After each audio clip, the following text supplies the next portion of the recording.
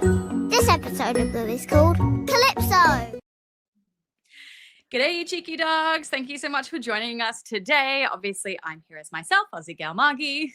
And I am Pugly, and we're really excited to talk about kind of like all about Calypso, but mainly specifically the episode fittingly named Calypso.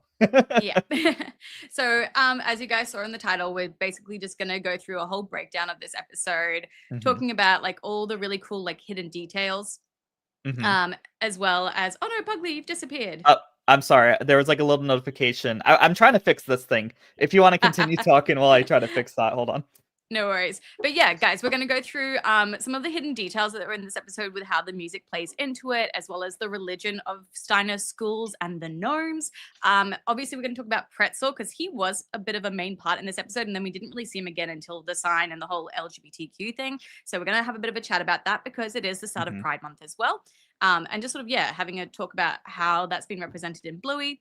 And then, yeah, some of just like the really cool hidden details. And then obviously as well talking about Bluey's school, which I just want to throw up the picture now. I just showed Pugly, but this for you guys, if you didn't know, this is Bluey's school in real life. Like it's actually a school in Brisbane that Joe Brum's daughters went to.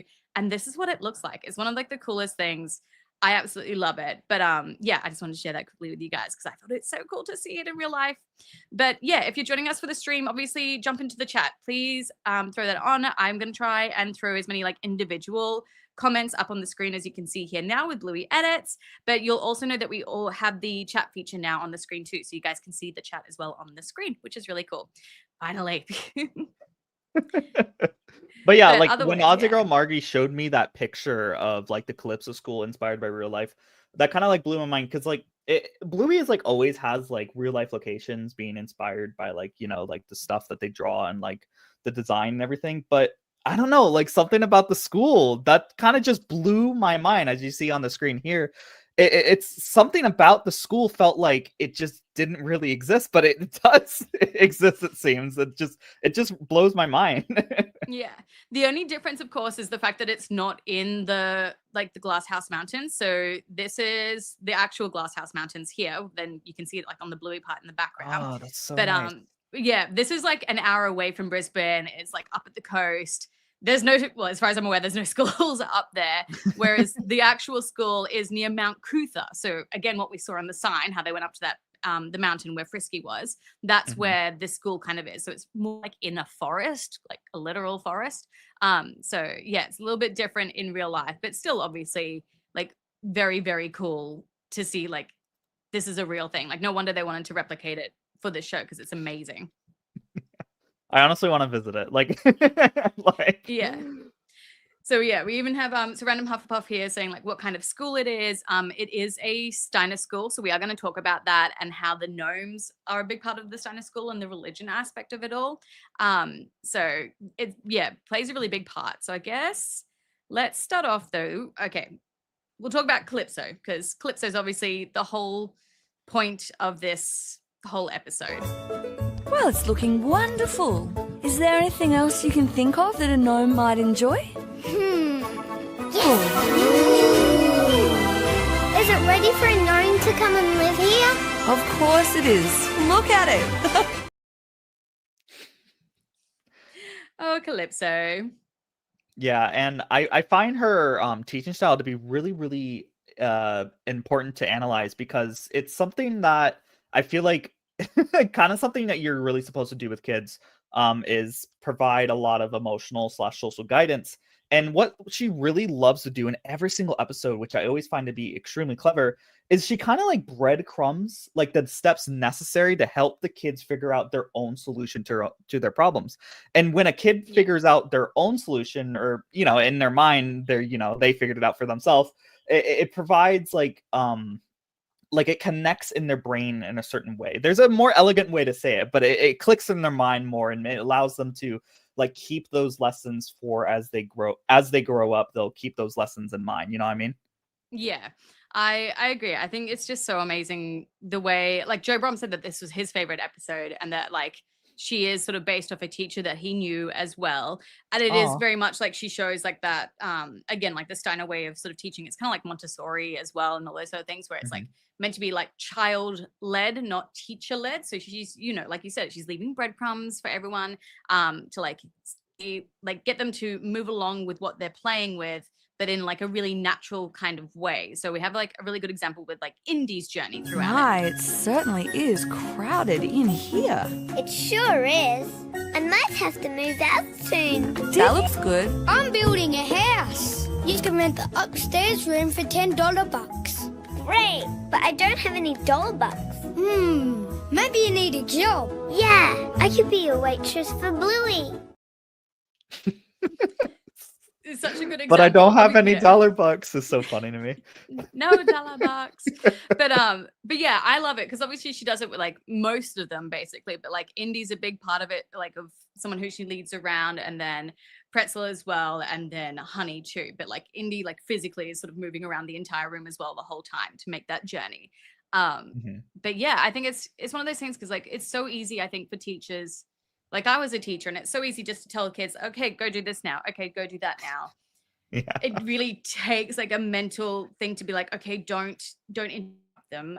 Just like give them a hint for what they can continue to go on and do. Because yeah, kids have amazing imagination. And if you encourage it, then like they can go and do it. It's not a difficult thing, but it really takes an adult. You've got to really think about not just telling them what to do and taking that step back and being like, just go and slowly go and do it. Like, yeah, it's really difficult. And- I love that. Yeah, Terrasaur here is like, I want to see Bingo's teacher, Mrs. Retriever. I'd love to see her too. Yeah. She has like barely any speaking roles. It's because she's a teacher in real life. She's the teacher at that kindy, and she has Bob Bilby, like the actual real life Bob Bilby. She's I've she's seen a real that picture. I didn't know that was the voice Yeah. actor. Yeah. So That's it's incredible. quite cool. So that's probably why she's not in it like a whole heap. It's because she's just doing an actual thing. But And one other thing I really enjoy from Calypso here, and I wouldn't say it's necessarily shown that impactful in this episode, maybe with Pretzel, but she often has like the teaching style that like kind of encourages the kids to come like overcome their biggest struggles and stuff like that. Like in Space, like Mackenzie, she guides him through his like emotional trauma and stuff like that. And then like a great one, of course, with Jack. I have to say Jack every single discussion that we have. You know, she guides him over to a kid that would immediately, you know, click with him and make him feel valued for the values that he felt were, you know, bad. yeah, no, I think it's just so amazing. I love this as well. Addie Mills brought up, you know, she loves Calypso too, fun teacher. And yeah, her name did originate from the Greek goddess Calypso. She's part of the Odyssey. Like it's a really big part of that. There is a lot of Greek mythology in Bluey.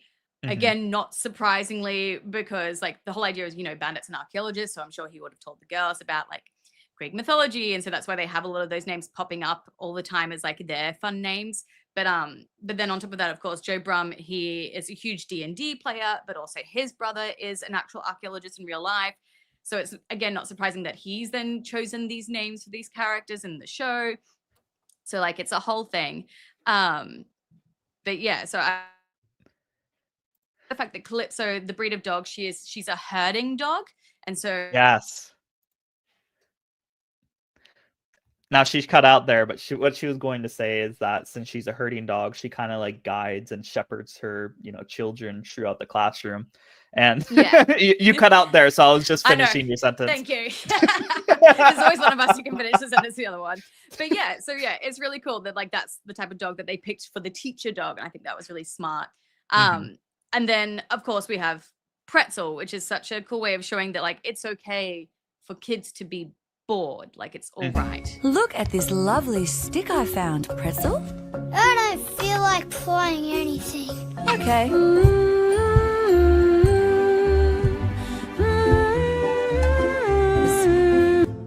Well, I guess you can sit in my boat if you want. Oh, thanks. I won't take up much room. But yeah, I love that part that like, yeah, it's okay for kids to be bored in the classroom. Like they're not disrupting anything. And sometimes you need to be bored just to have that moment to like let your brain kind of chill and not be overstimulated. Sometimes you're just not in the mood to play with others. I think it's great showing that like it's okay for kids to be bored. Like they show it kind of in Road Trip as well, I think, where they sort of talk about it. It's like you got to give kids that time because like that they don't need to be overstimulated all the time. They do need time as well to just like and just like decompress a bit and think a bit. And, So and I like think that's yeah, absolutely. Like I used to, when I was like in middle school, I used to be a huge advocate for being bored and kids would look at me weird, but stuff like that. But like, even if you want to like interpret it another way, and once again, my battery's blinking. I'm just going to leave it for now until we show another clip. But, if you want to consider like maybe like Pretzel's like just having an off day in general, like, you know, kids or any individual sometimes is better left alone and instead given an opportunity to just like, you know, collect their thoughts and emotions. And I really love that Calypso just gives Pretzel just like his own time. It's like he's like, I don't want to do anything, and Calypso's like, okay, do your thing, I don't care. Yeah, you go do whatever you want to do. I gotta say, actually, it's so funny. So I remember watching this episode, and I like there's part of me that like, oh, you should have gotten it sooner, but I didn't. But when we find out that he's the fisherman at the end, and then obviously she's like, oh, I've got someone like, you know, that you should talk to. I was like, oh, Deb. I'm like, she had this set up from the start with giving him the stick. And I was just like, how did I just not see this? Oh, if you do catch a fish, let me know. Oh, okay. Why? Because there's someone I'd like you to meet. Oh, I'm just black because I'm trying to fix it. Oh, yeah. I was so bad when I realized that. And then of course Pretzel, he's like the actual like image for like the end credits as well, which I think is so smart because like he's what started the episode kind of thing, and then he gets to like finish the episode as well. I was just like, how did I not see this from the start that he was gonna like they made such a huge deal of Bluey having no fish in her shop and just never put two and two together. So I really loved that, like, it's smart. It's a really smart like storytelling kind of like device. Like the MacGuffin in it was the stick and like all these other and the gnome as well, but they actually came into play, which I think is really, really cool. And then someone just brought up here, Pterosaur 930. I want to see more Chihuahua characters in Bluey. Yeah, Pretzel's a Chihuahua, which is really, really fun. You know, I always found it weird that Pretzel is a Chihuahua. Like, honestly, unless like an official source, which we do have official sources that says he's a Chihuahua, I would have never guessed he's a Chihuahua. Because like in media, we never see a Chihuahua the same size as the other animals. Right. Like I would have assumed that if he was a Chihuahua, then he should have been the same size as Pom Pom. Like he should have been like teeny tiny kind of one. But I'm like, okay, maybe he's just a really large Chihuahua. Or like by the time they hit 7, they all like grow up to the right size. Because obviously Pom Pom's mum is the same size as Chili. So I'm like, okay, maybe it's on the stage. That's what they do. Which is quite funny. So I guess maybe that's something we should bring up then now, because we're talking about Pretzel, is the whole LGBTQ aspect. It is Pride Month. This is really the only time that we see Pretzel in here, aside from then in the sign with, again, he has like one line, which ended up being like one of like the most controversial lines in Bluey, where he says that like, oh yeah, my mom's told me.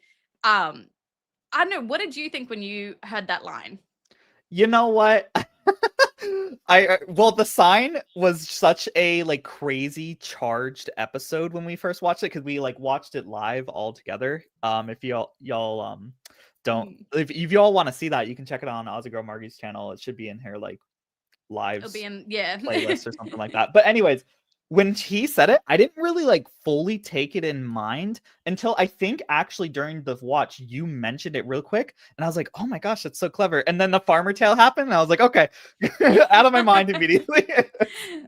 But there's like so reflecting on it, reflecting on it nowadays, I thought that was like a really clever, not clever, I guess clever, but a nice subtle way to just like be like, hey, some families are maybe different than others, but it's perfectly normal and acceptable. Like none of the other kids were like, what do you mean mums and stuff like that? Like it was just like, yeah, okay, let's move on. Like it's normal. So yeah, I think it was really nice to know that like Pretzel is adopted, I'm guessing. Yeah, you know? Yeah. Could be adopted, could be an IVF situation. That's like, true. That's true. Yeah. I think, I agree. Like it was just one of those situations where it was literally like, he just said it and that was it. Because people have 2 moms. Like it's a thing. It's not like, oh no, end of the world. Like it's way more common now than it used to be. Like I literally, like I'm in a bunch obviously of like family Facebook groups and things like that. And yeah, there are a bunch of lesbian mums out there who have kids and they've done it through IVF or through adoption and things like that. So yeah, I think it was funny how much, I mean, it's not surprising. Like, obviously, people who are more conservative, and especially in America, more right wing, they jumped on it. I remember one of the right wing media outlets, they took my TikTok and they put it Oh my on God. YouTube I and then did remember like a that. whole rant about it. Yeah. I was just Mhm. like, thanks for the free advertisement, guys. Like, I'm not biting into this whatsoever. But Right. but yeah, and I was just like, man, like, do you want to pretend like these people don't exist? Like they do. But I how are know. they affecting your life in any way? I think it was And so silly. and it's like for those who like make a huge like mountain over like a molehill, it's crazy because like it really was just like one sentence, and I think it was like just thrown in there to like make people like feel resonated with Pretzel and be like, hey, there's a call out to like my situation or someone that I know, and it's like, you know, that's a wonderful thing. Like Bluey has like lots of like fun little like, oh, I feel resonated with this character because of how they portray the character, and it's like I feel Yeah. like making like a whole like internet article flaming an episode about that is really ignorant. it's I don't know. Yeah. Like this Gabby just brought up, is Missy adopted in Bluey? Does she have a stepmom? Same thing. Like I think Bluey has done a really good job of just like hinting different family structures and never actually like making it the forefront. Like same with obviously like the Terriers and Winton and them obviously becoming a step family and things like that. Like they just do a good job of sort of like throwing it in the background. Maybe they'll focus on it more in the future when other like show writers take over from Joe Brum. It could be a thing. Obviously, it gives them room to talk about more stories. But yeah, I think it's really interesting. And I think like Calypso as well would obviously be, I feel, very pro LGBTQ. Like she is a chill lady. Like I don't think she would care. I do want to bring I'd this be up very though. surprised. Right. Like be more like Bluey teachers, man. Professor Chaos 56 though, thank you so much. An interesting turn for Calypso I think would be if we had an episode about her life out of school and she actually sees like difficulty connecting to adults. I think that's a cool idea. I think that's really cool. Absolutely. Like yeah. I toyed around with like discussing that when I like did like a Calypso episode like specific on my own YouTube, and we both have like Calypso specific videos on YouTube, so check those out after this. But yeah, I really think it would be kind of cool to like see like seeing teachers out of a classroom as a kid is always like, whoa, you're not supposed to be out in the real world. And I think that'd be kind of like a fun little gag to like kind of segue into seeing more of Calypso's like own life, because she is such an interesting and almost like perfect picturesque character. I'd love to see like what goes on behind the scenes that we might not really consider, you know? Yeah, I agree. I think it's one of those things where like it's good to show kids that they have a life out of school. But yeah, but like showing her own difficulties, I think that could be really cool too. I feel like Calypso doesn't have kids. I don't know why. I just kind of get that vibe that she doesn't have kids and that maybe she's happy not having kids. I don't know. Like she's like kind of hippie, but not hippie like Indy's mom. I don't know. I think that could be really cool. Is like showing people who like are happy teaching, but also are happy to not have children. I think that's another area they can go into. I don't know. It's lots of really cool things I think they could go into with this. Absolutely. But yeah. Okay, so if we want, then let's go on. Okay, we'll go on to this part here. The gnome religion and Steiner school. Because I kind of feel like obviously religion and LGBT, that's always like right segues together. So obviously we already talked about like how amazing the school actually looks in real life. And the reason it's set up like this is because it is a Steiner school. It's not a traditional school in any way. So it's all about open play, everything like that. But the biggest thing, of course, is the gnomes. So I think I've got one here. See if this will work. Calypso, can I have a gnome now? Well, let's have a look. Look at this!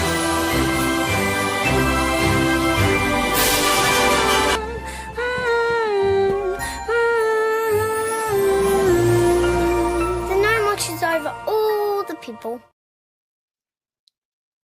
Because the gnomes are gods. That's why they watch over all the people. Like this is like a perfect example of gnomes from a Steiner school. So this is like the math gnomes. As you can see there, they've got like the plus and minus and all that. So yeah, I don't know if anyone here in the comments has actually been to a Steiner school at all, but yeah, a big part of them is like their religious aspect. It's like technically it was Christian based, but not really. But the idea is that like the gnomes, like they're the ones that kind of like control everything, sort of thing. So like there's a gnome for the weather, and there's a gnome for this and a gnome for that. And so that's why we see so many gnomes in the school, and so many gnomes as toys in Bluey's house as well, because obviously that's where she is. And like we have clever. Bingo. Yeah, Bingo tells a story about how the gnomes, they're the ones that go up to change the traffic lights. And we have like the songs as well, obviously, about the gnomes. So yeah, it's like, hang on, where is it? I'm a gnome and you've been gnomed. That was funny. But yeah, it was so interesting. But yeah, it's like a part of the actual Steiner school itself, and it's like part of their religion, but it's a way of like connecting with the earth and being respectful of the earth and things like that, which is kind of really cool. And is that kind of why they tie into like Brother Wind and stuff like that often? Is that like the same thing? So that was completely made up by Megan Washington. So yeah, the voice actor of Calypso, Megan Washington, obviously she's a singer. Her song was at the very end of the sign.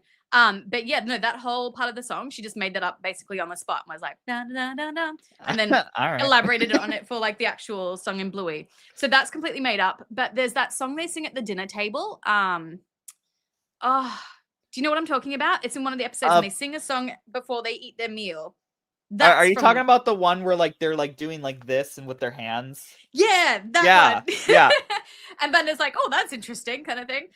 That's from like Steiner schools. So it's what like, is that episode called? I could probably pull it up real quick. It's the one favorite with, thing.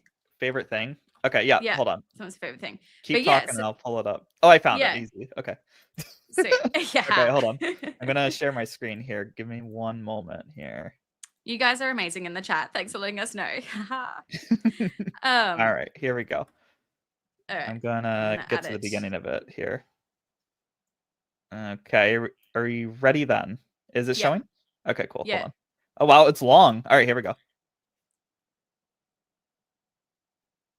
Oh no, I can't hear it. You can't hear it? No. Oh no. But you guys know what we're talking about. You can see it on the screen. All right, well, yeah, I'll let it play out because it's this cute little thing. Yeah. I was hoping it showed audio. But I love it. They're like, Chili already knows it. And Bender's like, what is happening? Yeah.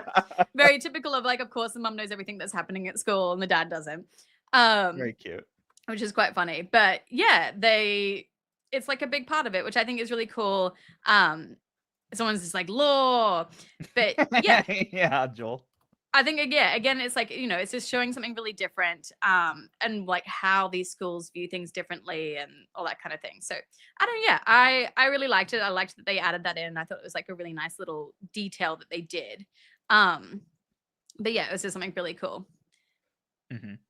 But that was my thing to share. Now your thing to share, of course, is the music. Okay, I am a huge thing into music, and I'm always like talking about Joff Bush like every single time. But this is the music is like really telling in the episode Calypso, and I think it is a big thing because Megan Washington is, you know, also an Australian music writer, and you know, also was in a band at one point with Bluey, like Joff Bush. There we go. Yeah, and like Calypso, we mentioned like how her name is like a Greek reference, but I think it's also might also be based on like the music genre, you know, Calypso in the Caribbean. Yeah. But one thing that's really, really neat, and this always blows people's mind when I mention this. I'm just going to provide this little clip here while I talk about this. But each kid has their own instrument. So Pretzel is percussions, Honey was woodwinds, Rusty is strings, and then we have the terriers, there we go, as brass. Now I wanted to have a nice clever edit of this, but I am a bit run on time because I've been doing a lot of stuff lately. So I'm just going to show you this neat little explanations from one of my previous videos on this. So it's going to be encounter with Pretzel. The background mainly plays percussion instrumentals until Honey enters a screen where a new instrument is added from the woodwind family. as Honey yeah, I hear pulls it. Calypso over to the village she made to see if it's ready for a gnome to live there. She then moves on to Rusty, where we can hear a new instrument family added to the background called strings, adding a new rustic vibe fitting into Rusty's game of building a house, which leads us to the final kids, which are the terriers playing as Romans again, where the entire music motif changes to something more akin to music accompanying a castle or royal night, but most importantly, they added a new instrument family here as well called brass. And I love that. so That's so neat. smart. I can Isn't see in the that chat here. so Everyone's cool? just like, oh my goodness. That's really cool. Because I knew the music Yeah. was based, it's a I can't remember the name of it. It's a famous classical song though, but it was used Oh, in man. Babe, the movie Babe as well. So I Yeah. knew that. But that's so cool that there's Isn't it? yeah, like when you break it out and like then you can actually hear it, like, oh yeah, like each one. So that's one of the things. Like Geoff Bush is just so amazing with how he adds in like all of his music and things like that. It is And honestly incredible, just like the amount of effort he puts into the show as well. absolutely. And it's like kind of like like one of those another subtle ways to kind of show like the episode / story narrative, whatever you want to call it, is like slowly progressing. And I love it because Yeah. like the songs are also accompanied sometimes by Calypso like humming, and she's like humming the tune as if like she's like an orchestra, a conductor. She's like, and it's like so Yeah. cool. And at the end of the episode, we actually hear all the songs, all the instruments put in all together, like coalescing into a huge symphony, as I'll be showing on a clip here. It should be popping up soon here. Okay. Why? Because there's someone I'd like you to meet. You hear all the instruments? Yeah, that's It's so beautiful. cool. I love that. It's so cool. It gives me chills. Yeah, that's really beautiful. That's yeah.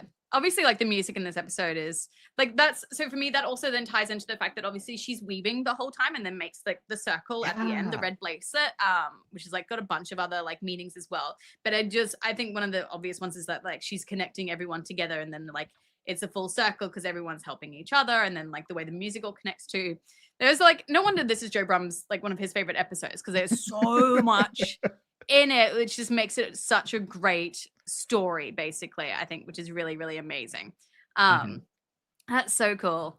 I guess then, yeah, because that's sort of like an Easter egg. So I guess we Yeah. can kind of like talk about some of our favorite Easter eggs then as Nice well. segue. Yeah, haha. One of mine is the actual gnome village. So I'm gonna put it up on the screen. So okay. So yeah, I love someone just said like they love the random Hufflepuff that plays when Honey finishes her village too. So pretty. Mhm.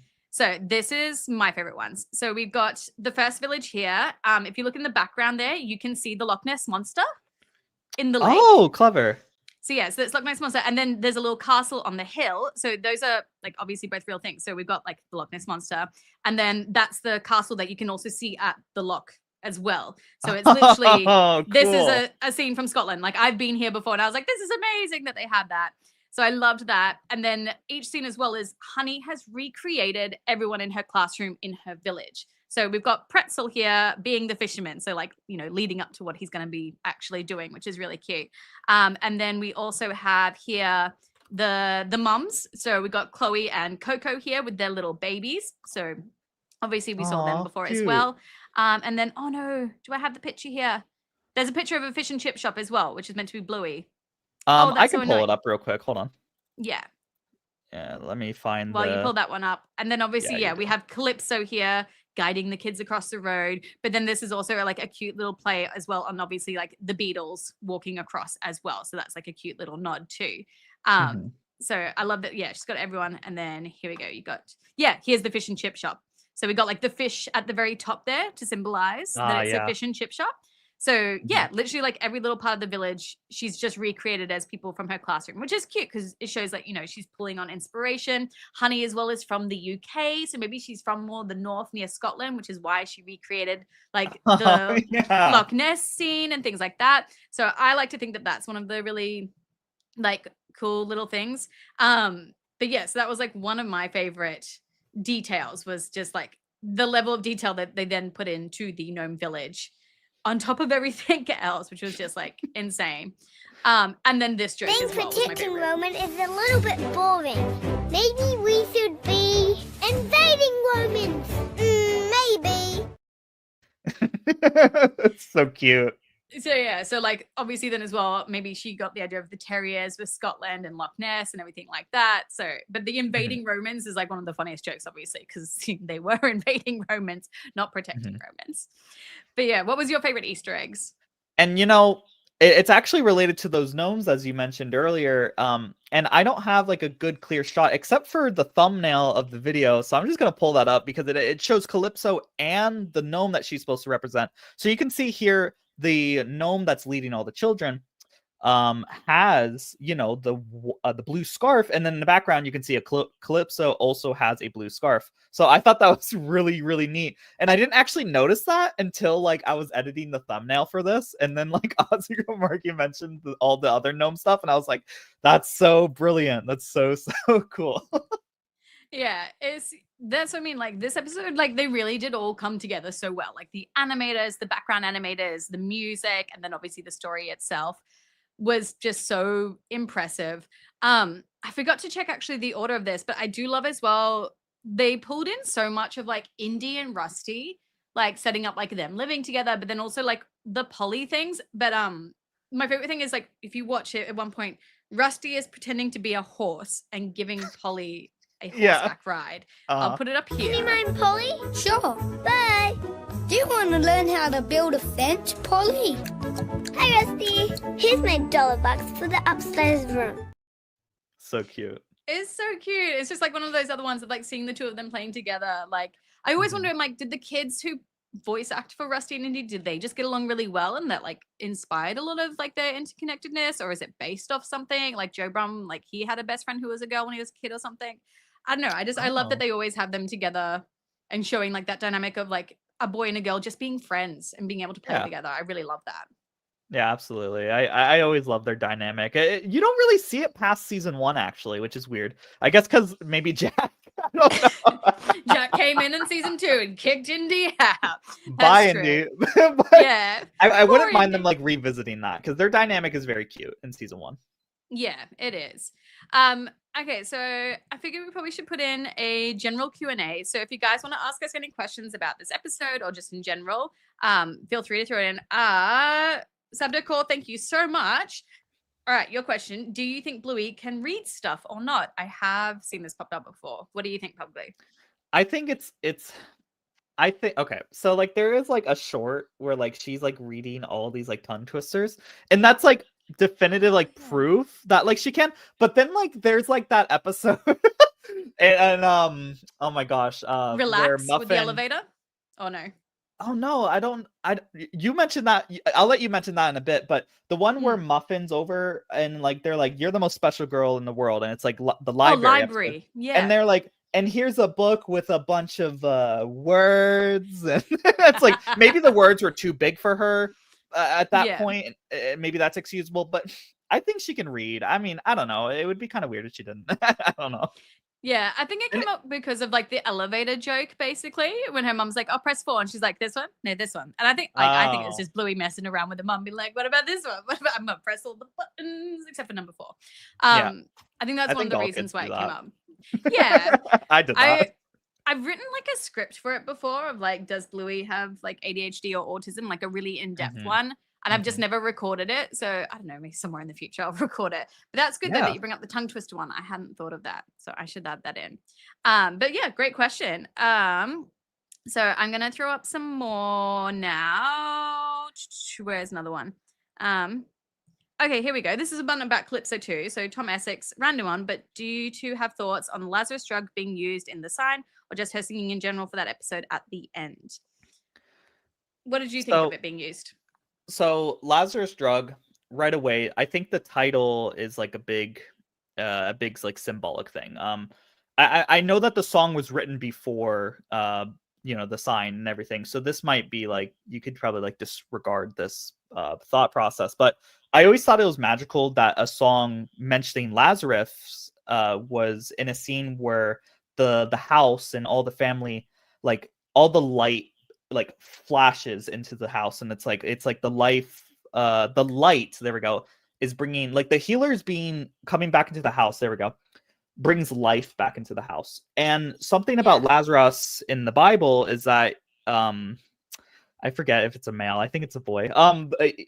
Anyways, the story of Lazarus is that he like gets resurrected or something at one point, and Yeah. the symbolic part is that the life in the healer's home gets resurrected at that particular moment. So I felt like the song being named like that was a huge symbolic thing, but the song Yeah. was written before it, so I think it's I clever. I think that's beautiful still as well. Like that's a really good way of it being connected. Mhm. Yeah, for me it's because I saw a reel talking about like the meaning behind the song when she wrote it is like there's a point like when you're up at like 2 a.m. in the morning with your baby and you're just like trying to get it to sleep or you're feeding it. And it's like one part in the song where it's like, I've been where everyone else has been and kind of things like that. And it's like, yeah, it's this point in time where you're like, you know, for thousands of years, all these other people have been in this exact same position trying to get their baby to sleep at 2 a.m. in the morning and feeling like connected with like the whole of history and knowing that like everyone has done this basically. And it's like this moment of like connecting with other parents through time. And like, yeah, it's like a symbolism of like being a parent and kid. So obviously that works into Bluey as well. So yeah, I think it was a beautiful song to use overall for sure. Oh yeah, and I'll admit the waterworks really go as soon as it goes. Like the song yeah. starts going. Beautiful. Yeah. This one we have is Calypso in her 30s, 40s, 50s, or even her 60s. What do you think? I believe Bandit and Chili are meant to like be like in their 40s in the show. Is that right? I think so. Yeah, they're around their 40s. Yeah. Yeah, like something around that line. And I always felt this might be like ignorant and like to think this way, but I always felt like most adults are the same age as Bandit and Chili. Like they just kind of give Yeah. that. And if I'm like looking at like Calypso's design, I don't necessarily think she's young because she has a lot of like decently gray bits in her hair. But then again, that's just her breed, so I don't know. And like I don't know, it also gave me the vibes of like 40 as well as Bandit and Chili, you know? Same age. I agree with that as well. I feel that's the same. Next question then. I wonder what kind of job Bluey will have when she is an adult. Garbage I'm man. trying to think. Garbage yeah, woman. yeah, she did mention that. I'm trying to remember anything in particular because like I remember giving a decently articulated answer on this, but I'm drawing a blank live right now for some reason. I was gonna say like a nurse or doctor, but honestly, I see Bingo as that way Bingo, more. yeah. Bluey, I don't know. Bluey could maybe be a teacher. Maybe. I suppose, yeah. Wouldn't that be really nice? Oh, I'd love Yeah, that. or if she ends up being an archaeologist like a dad. Oh no, but then I don't think so either because we see Bingo at like the Easter Island. So no, I feel like yeah, I don't know what Bluey could be honestly. Yeah, It's a it's tricky one. a bit up in the air. I mean, she likes reading a lot. Maybe librarian. Yeah, maybe she's a librarian. Like I she love kind of that. plays with a lot of different like things, like a weather woman and like Yeah, she could be anything. She could be many Like- things. yeah. The next question I've got is I want to know if Richard Jeffrey would take the director job once Joe Brumm leaves and continues the future of Bluey. He has directed a lot of episodes already as it is. I know him and Joe have switched between them. So I think he maybe would probably just continue on. From memory, I think he's a part of the founders of Ludo as well, I think. Really? I think so. I can't remember. But Very good. See if yeah, Google I feel gives like me a he answer. probably I think he would probably stay on. Because Joe was mostly he mentioned and like I also knew some like behind the scenes stuff as well. But that he basically like he could barely write all of season 3 as it was. Like he just couldn't think of any other new extra ideas, which is why we had a lot of other new writers on it. Like the episode Cubby was a new writer. It was one of the girls who was the storyboard artist. She wrote that one. So I'm not surprised then that he wants to hand over the reins because like he doesn't have that direct inspiration anymore. His girls are much older now. So yeah, it's not Right. surprising that he doesn't want to really write anymore because he doesn't have that one-on-one connection with it as much. And he's probably burnt out too. Like it was a lot that they had tried to do like all at once. So That's it's fair. not surprising. Yeah. Yeah. I don't know. Like now that I think about, I'll be honest. Richard Jeffrey never was really on my radar until right now. Like there's like only a select few people on the studio that like I really like know the name of and like know the story behind sorta. And Richard's not one of them. So I don't have a lot of like to say on this, but I mean it as you said, if like he did help out write some episodes, I imagine, you know, when series oh my god, yeah, season 4, there we go. oof, Yeah. comes out, I'm sure we're in capable hands if Richard's still there, you know? Yeah. I wanted to add this in. Thank you, Professor Chaos. Oh, I think wow. Bluey should be a scientist, like Doreen said, maybe even an astronomer. I like that idea. I That'd think be that's nice, actually, yeah. I think that's a really sweet idea. I think that's a really good one. I like that. Um, Good one. someone as well said, will Bluey season 4 have an episode about chili? Yeah, You know I'm what? sure. I want I some more background characters and flashback kind of things going on. Yeah, like, like we know that they've already setting up like Brandy, Chili's sister, having like her own like, little family now. And I wouldn't mind them like going over to their Brandy's house. That'd be fun setting. Yeah. And like them reminiscing more about their mother, because I feel like every time like Chili has an episode that's like she's kind of like a major playing character, like with the family, they always like tie in little tidbits about her past. I wouldn't mind. I'm sure Yeah. season 4 is gonna be similar, Yeah, I agree. This is a good one because actually, I wonder if this is from it was an Instagram reel that I just saw as well. So I'm not from Australia, so don't understand why there are the Queen of England banknotes in Australia in the show, or is it like that in real Australia too? Okay, so I'm gonna bring up. I literally saw this reel last night. It's in Aussie, and she's showing our $5 note, which yes has the Queen, well, the previous Queen of England, Queen Elizabeth, on it.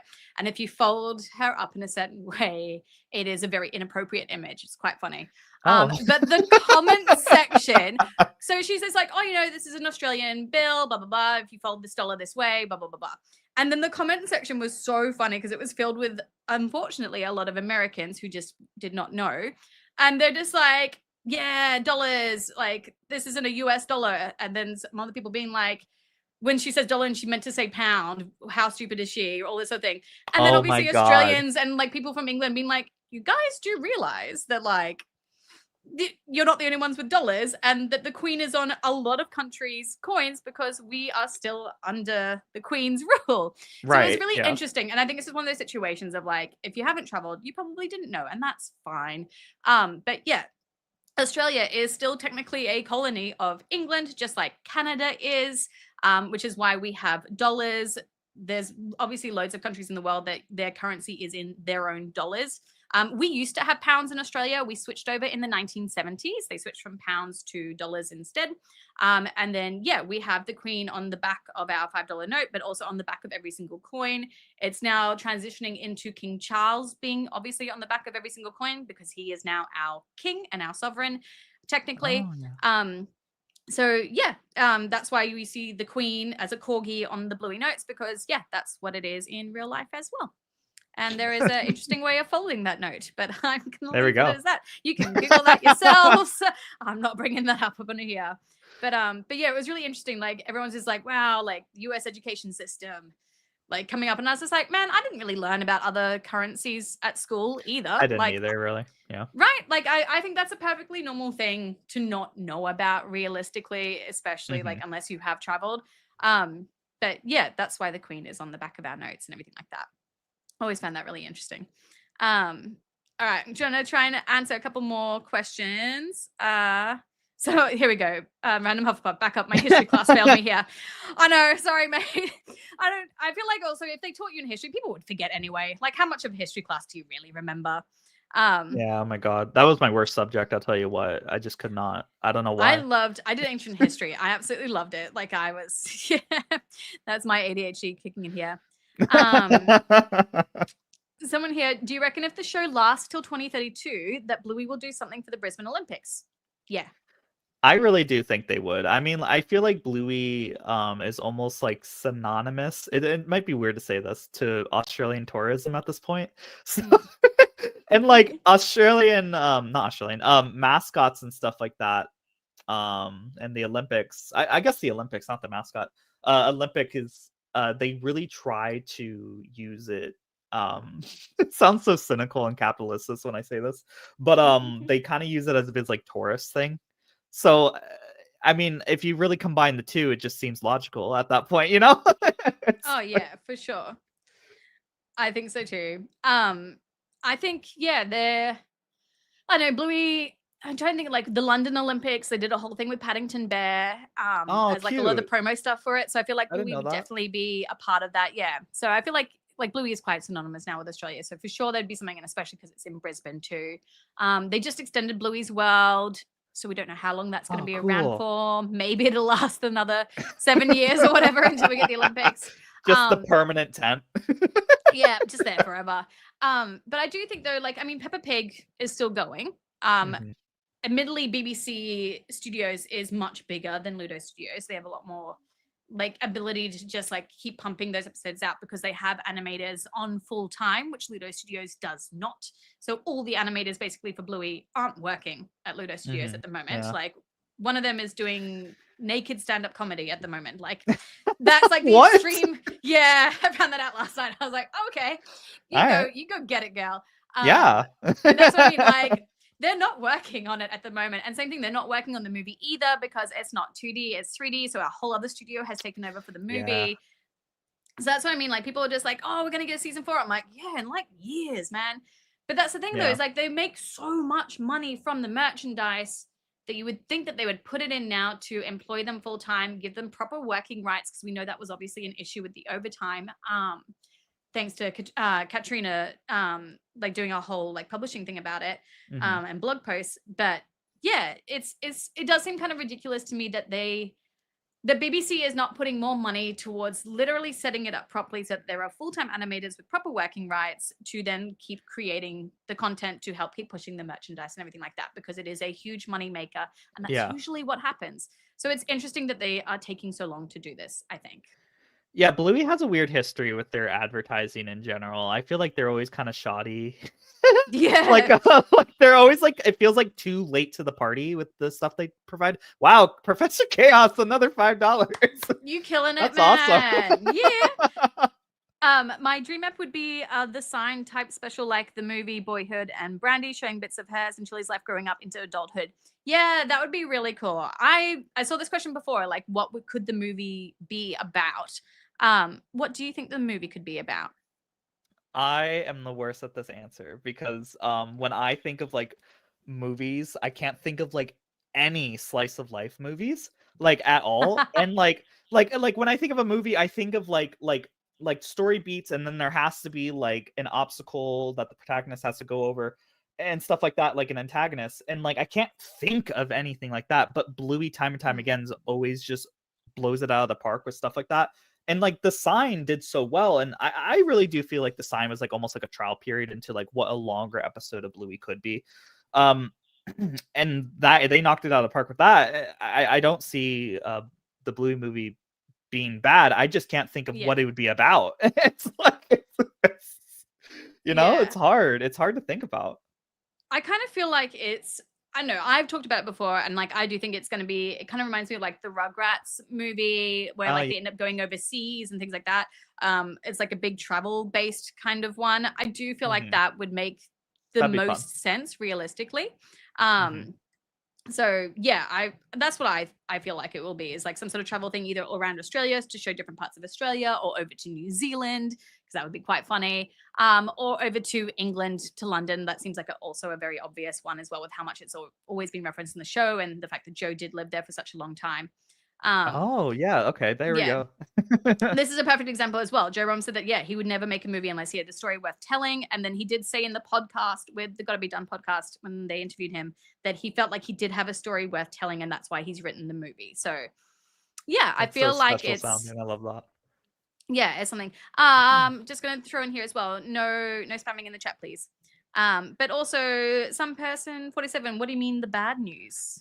I'm curious. Yeah, I don't know anything about that. There's gonna be a Cocomelon movie. I mean, that's fine. That's fine. I don't know what they're gonna do for the Cocomelon movie. Yeah, a lot of songs. Yeah, Cocomelon. Granted, I don't know a ton about it, but it doesn't really have like anything like episodic about it or anything like that. Or I can't think of any like plot details on Cocomelon. How are they going to do a movie on that? Back to the top again, like they're like, yeah. Oh no, everyone's taking over us. That does make me laugh. That's Great. That's very funny. Maybe it'd be actually really good. I'm rooting for them. Let's see what happens. Yeah. I think the show is such it's really just brain rot. It's like I Yeah. don't know. That's a discussion for another video though. Yeah, that's what I think. It's quite funny. Okay, so sorry guys. Yeah, I had to put the person who was spamming into a timeout because obviously they were spamming. Never spam the chats, please, guys. It doesn't make it a fun experience for everyone. But I feel like we can do maybe one more question. Let me see. Yes, I'm also worried about this as well, about having the different animation style. You know, some movies do really well with 3D. I don't know if y'all seen it, but what's it called? The Pup Cop? That's like Yep. That was obsessed with that at good. the moment. My son's really obsessed with that. So yeah. Yeah, it's a 2D comic book. Well, I guess all comic books are, but you know what I mean? It's literally a flat-based style, and they made it into Yeah. 3D, and they did really well. So I mean, like, yeah, go for it, guys. You know, as long as it works. And I'm a bit anxious just because, like, I love how Bluey looks already. Maybe Yeah. I'll be a bit I of a don't know critic. why they didn't just keep it in 2D. I I think that's know. my frustration. Is like, I know. I feel like a lot of millennials have this frustration with Disney as well, because like the last 2D one they obviously did was The Princess and the Frog, and every time they bring out a new Yeah. one, we're just like, man, like Yeah. why can't you just do 2D? We love that style. I feel like that's why Bluey as well connected with so many Oh, yeah. millennials and older generations who also ones who don't have kids, is because it was in 2D and it had a beautiful style, and so it seems more like a sophisticated cartoon because it's in 2D and not in 3D. I don't know if that Mhm. makes sense to anyone, but like, I know, yeah, like Cocomelon's a good example. I'm like, that's like 3D kind of stuff. I'm like, meh, I wouldn't even think twice Yeah. about watching that.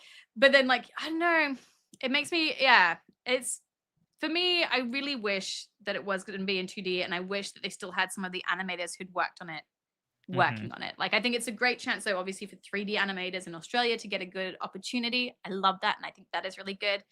But yeah, I'm kind of sad that it's like, Yeah. I'm obviously gonna love it, but yeah. I think it's like the big fear of why we're anxious about how it looks in 3D, because there's a lot of properties that go to 3D and it just does not work. You I know? feel like the SpongeBob movies, I don't know, I did not like how they looked No. in 3D. Like, that was my biggest fear. I was like, oh, don't be like this. Like, this is not good. I mean, at least it's not live action. Like, that would be even worse. Like, Oh no my one wants god, that. no Like, way. That would Jesus. be terrible. That'd be Yeah. terrible. I love it. Everyone's like, bring back the 2D, right? Yeah. Like, Yeah. you just, Um, there's nothing wrong with 2D. But I mean, I guess like one thing, I can't really see how these dogs will look in 3D, you know? I don't know. You know, like Yeah. they are so characteristically 2D, and by design they're made to look appealing in their 2D designs. So I don't know. Yeah. We'll see. I'm wondering if I can bring up I'll see if I can find it, guys, the studio that's doing it. Because they put out a job posting, basically being like, hey, we're doing the 3D animation for the movie. Who wants to apply? It's like, are you serious? But it's like, I mean, it's cool as well at the same time. I'll see, I started following them actually. So then so I follow a lot of the animators obviously on Instagram. And so then when I saw they were doing this, I'm like, okay, well, I'm going to follow your studios. And then eventually whoever you start following is usually, you know, whoever is, going to be working on the show. So you can go to Ludo Studios Instagram and see who they're following, and it's all their animators. So you can always do it that way. I'm trying to see if I can find it now. Studio. Let me see if I can just type in studio and it will come up. Cosmic Dino Studio. That's who Cosmic it is. Dino. You know what? I want to see what other they've done. Combat Wombat. I don't know what that is. Yeah. So I wonder if I can share. Hang on, I'm going to share my screen with you guys so you can see it. So then you can see Combat Wombat. Share screen. It looks okay, I guess. Okay. Maybe it was good. I don't know. I've never heard of it, so I don't know. Oh, why is this not working? It looks very quirky. I will say that. Do you want me to share my screen? Okay, you got it. You got it. Yeah, it's just being annoying. There you go. I could try mine while you're trying yours, and whoever works first, you know? Yeah. So here's Combat Wombat. Does it show up? There you go. Yeah. So that's Combat Wombat. Like, that looks pretty cool. Like, it looks like they've done well. Yeah. This one I think looks more appealing. Scary Girl. Yeah, Scary Girl. Yeah. So that's one of their other ones. Yeah. Yeah. So Not a Like- lot to go off of, I'll be honest. No, it's really just Combat Wombat and Scary Girl. Like, it looks amazing though. Like, they've done a really good job. They made a post saying, Wackadoo, we're beyond excited to announce we're providing full CG animation services for the Bluey feature film, and we want you to be involved. We're actively seeing this across all CG departments. So I was like, okay. They're based in Brisbane though as well, which is really, really cool. So that's There we something that go. I'm really happy to see. And even in like the comment sections, I'm trying to figure, I'm pretty sure Costa Kasab, he either liked it or he commented. No, a bunch of the animators, they shared it on their story on Instagram. That's right. Oh, that's nice. Yeah, so like that's really cool. And then yeah, they got like a bunch of people following them basically after that, which is really cool. And then yeah, like if you look at who they're following, it's a couple of like the Bluey executives basically, like Rihanna Conway, who's one of the producers for Bluey. Paul Kassab as well. He's Costa Kassab's twin, and he worked on season 1. Oh, And then didn't whoa, work on it okay. after that. Yeah, so there's quite like Katrina Dirk as well. Like she's the one who, you know, literally created the style of Bluey and how it looks, and she only worked Yeah. on season 1 as well. That's 'cause it was crazy just- to me. yeah, right. Like that makes me worried as well. Like obviously we heard about like the culture Yeah. not being great. Mhm. But then there are people as well who stayed on all 3 seasons, like Nick Reese, who's the lead background animator, and he stayed on for all 3 seasons. So Mhm. you know, I think this is the reason as well. Someone just mentioned here, yeah. It's cheaper to make Yeah. movies in 3D than 2D. Yeah, it's true. It's I faster. mean, It's a little bit easier for them. So yeah, like you make a rig and like you can run with that. I know there's a lot of behind the stuff, but you're not having to draw frame by frame, you know.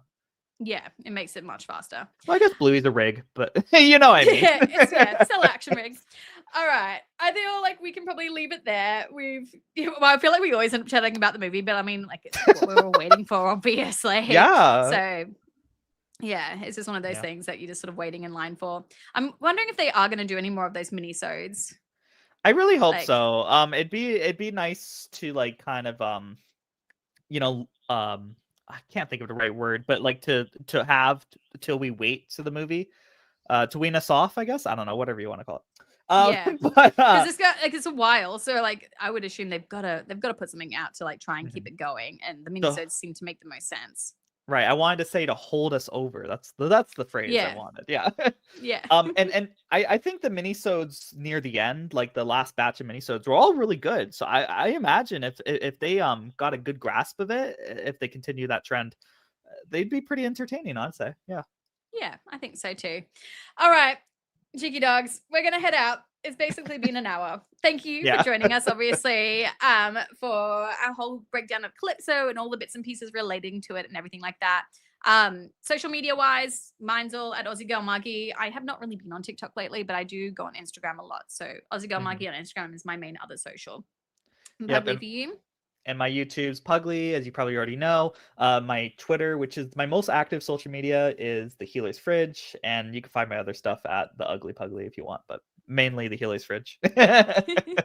Thank you all so much for joining us, and yeah, we'll have another stream and deep dive into another episode for next month, but otherwise, yeah, hope you guys have a fantastic June, and we will see you all in another episode. All right. Oh, if you do catch a fish, let me know. Oh, okay. Why? Because there's someone I'd like you to meet.